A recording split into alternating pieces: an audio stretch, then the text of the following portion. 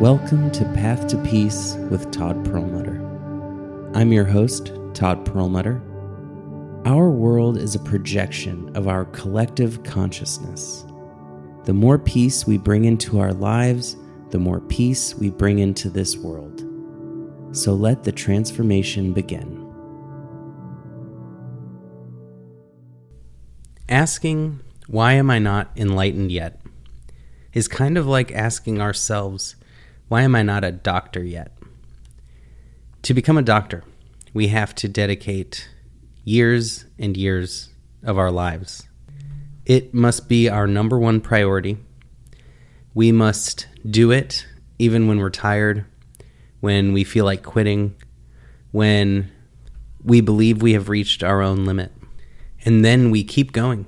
We practice and practice. We study and we study.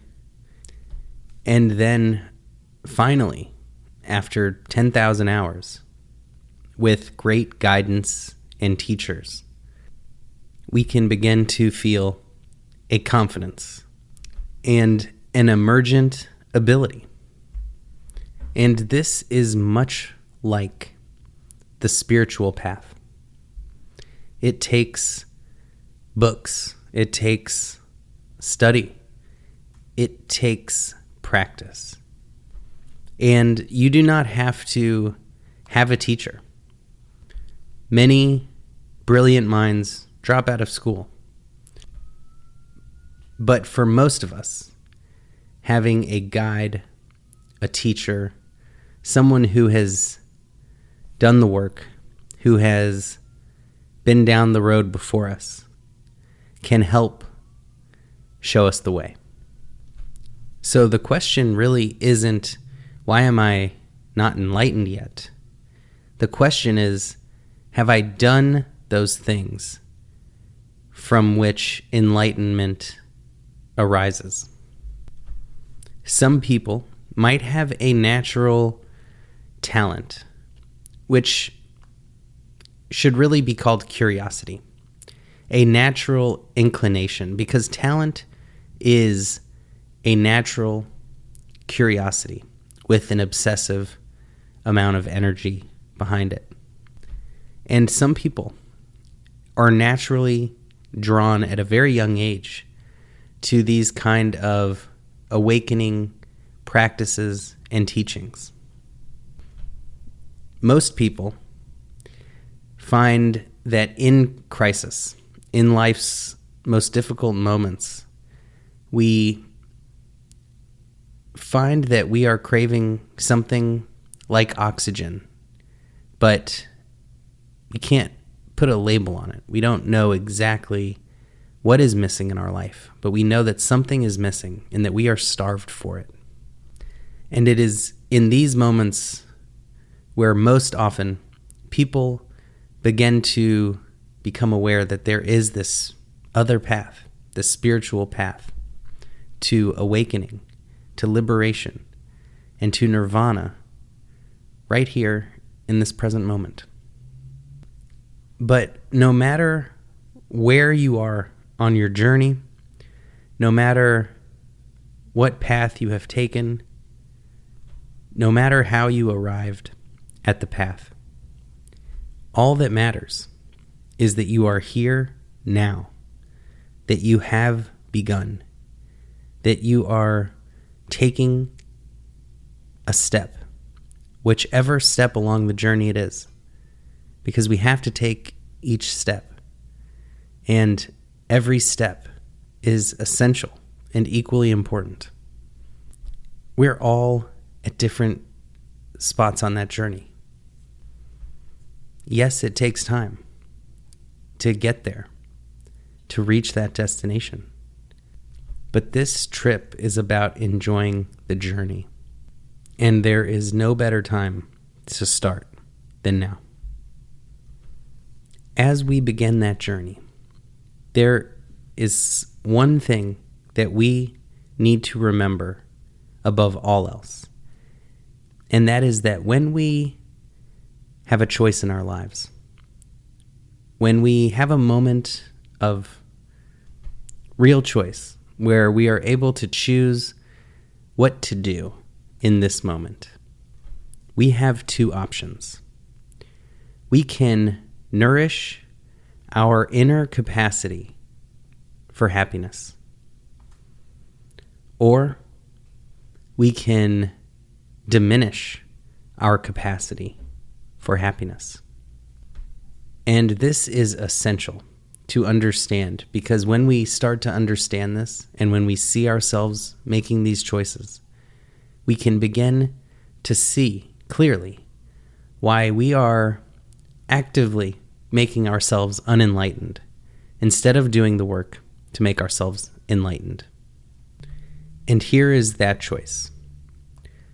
When we have a moment of boredom, a moment of stillness, and we have a choice of what to do, most human beings in this choice of how to fill our free time will pull out our phone, watch a show on a different screen, watch a movie, scroll through social media, check the news, or get some delicious food, maybe smoke a cigarette or do some intoxicating substances, or even just listen to music. But the other thing that we have an option to do is to recognize that instinct in us to always be doing, and then practice mastering it. And so instead of filling up that free space, we sit in that free space. We learn to love that space of freedom. Instead of trying to drown out those negative thoughts in our brain, we sit with them. We nurture them and love them until they no longer drive us from ourselves to immediately escape the first chance we get.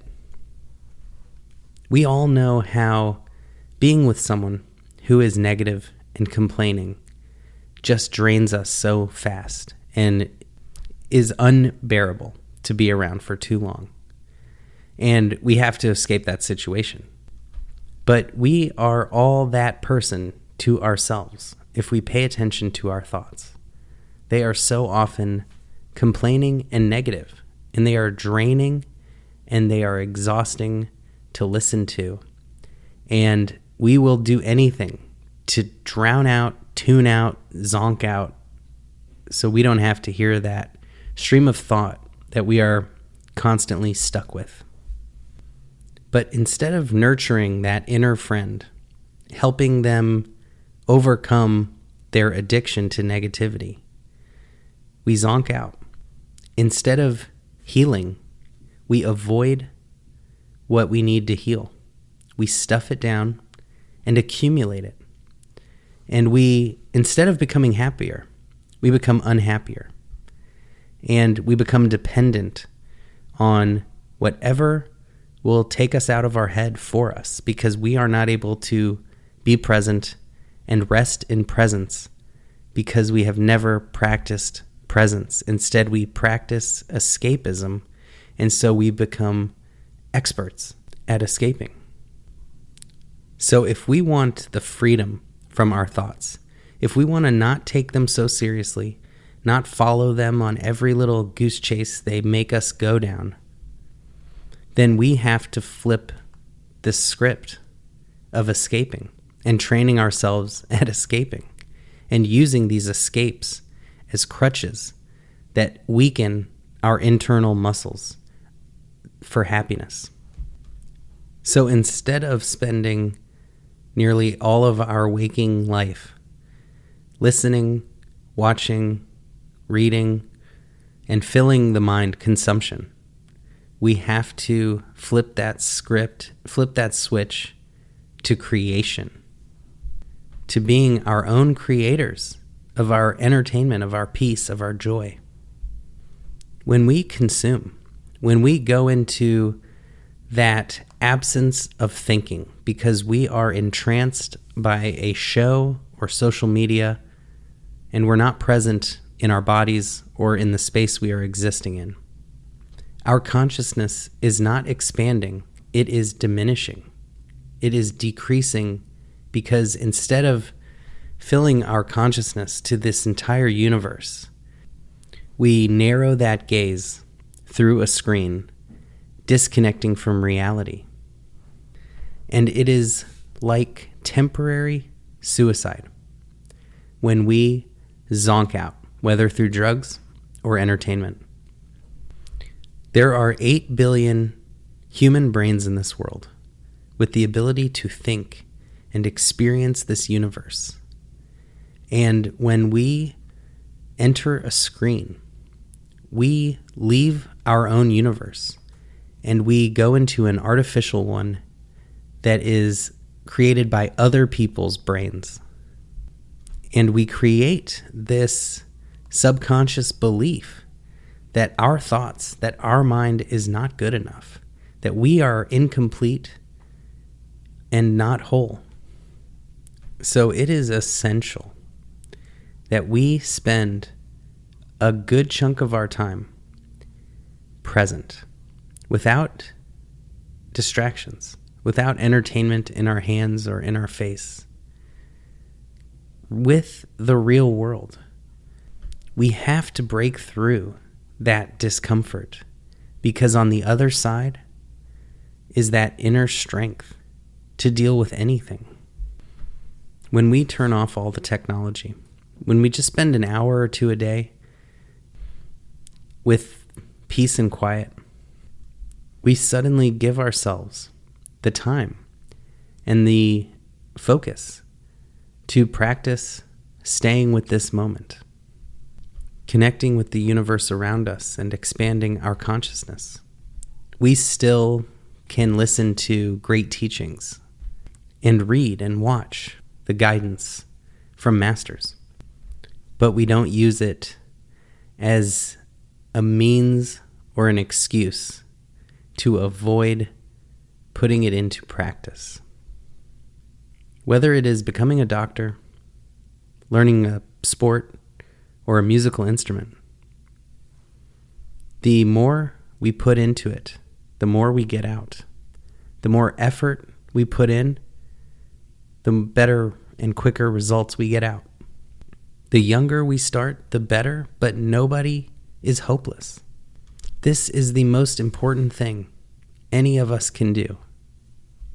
We spend so much time when we talk to people or thinking about it in our own lives, focusing on our external situations in life.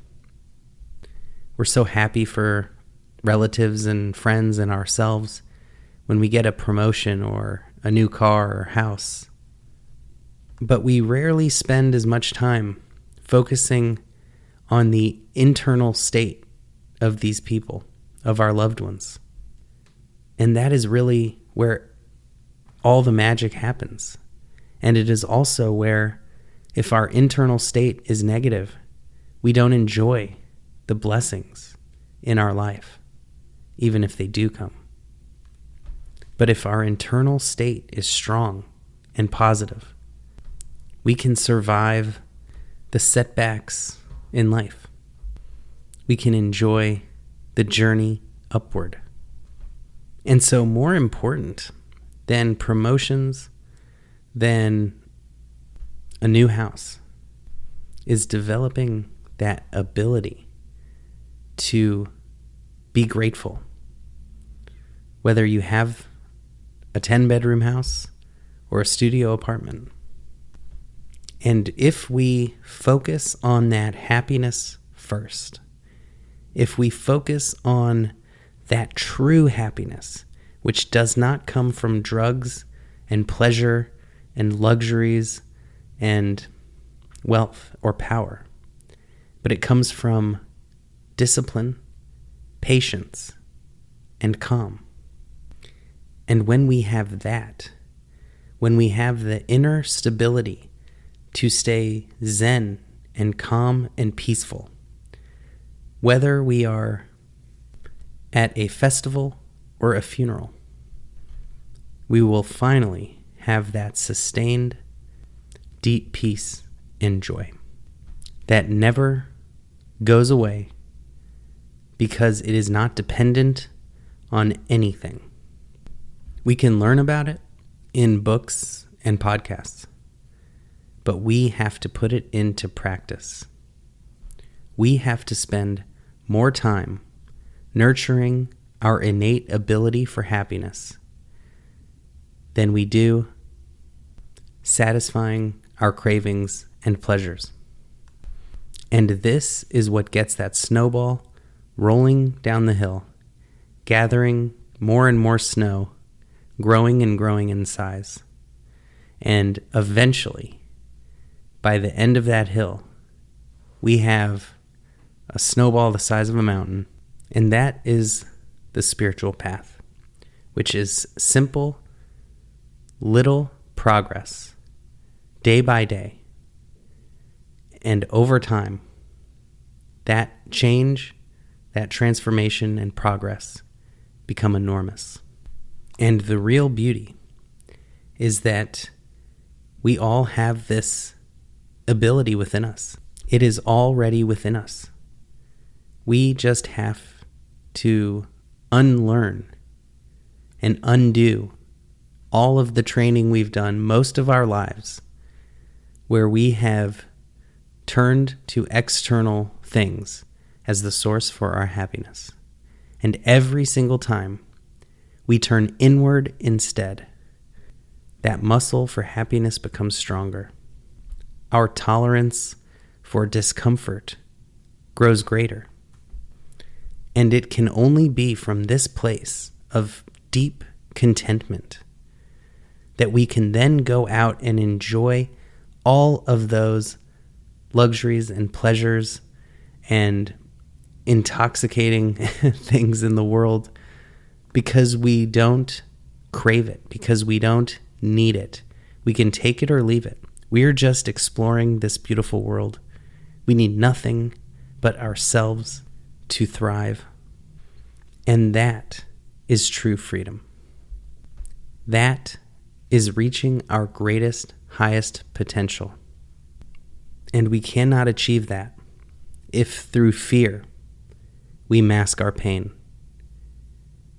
rather than believing we can overcome it. And the way we stop the fear is that we stop believing those thoughts. We stop taking them seriously. We stop obsessing over the things that pop into our head and thinking they're so important.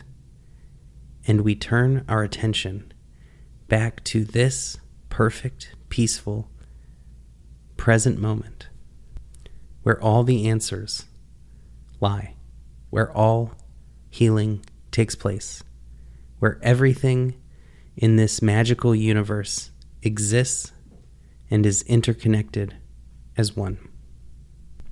And when you truly discover the bliss and peace of stillness, silence, and quiet, then all of those addictions, cravings, escapist tendencies no longer seem so appealing, because they all disrupt that restful inner peace where our focus, our concentration can rest in that stillness. Because we all have that monkey mind. We all have that wild, chaotic, nonstop, incessant, negative mind. And the two options are to obliterate it, to entrance it with a distraction, or to dull it with substances. But the second option, like a child that is acting out for attention, we simply love it. We hold it. We show it care so that it no longer needs to scream and act out for attention. And we just watch it.